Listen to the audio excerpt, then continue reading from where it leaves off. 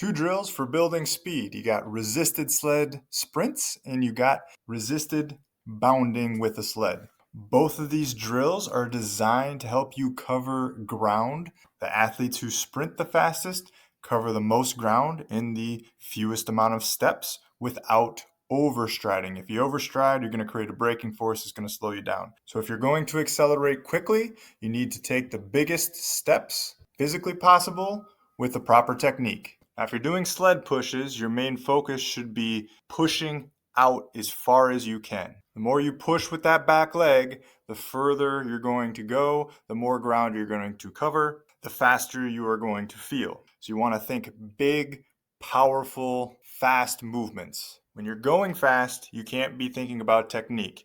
You have to be thinking about big, fast, powerful movements. Your body cannot overanalyze when you're going fast. Now, from a technique standpoint, what you're looking for when you're filming and when you're coaching is you should see that the athlete remains on the ball of their foot. Their heel does not drop down to the floor.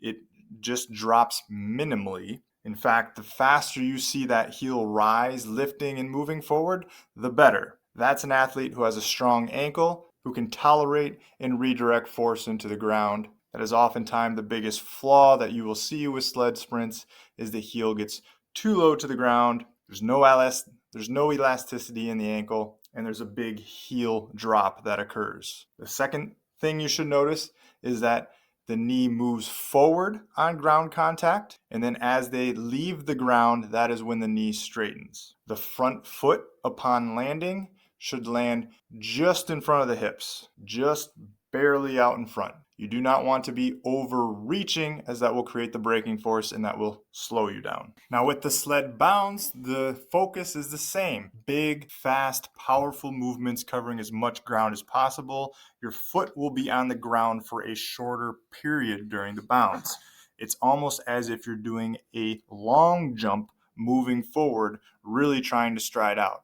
But same concept here. You should not land with your foot too far out in front of your hips. The foot should land fairly underneath the body. We're not overstriding here, but we want to see big, large separation of the hips. One leg is slicing back down into the ground. That heel does not drop on ground contact, and the other knee is punching forward.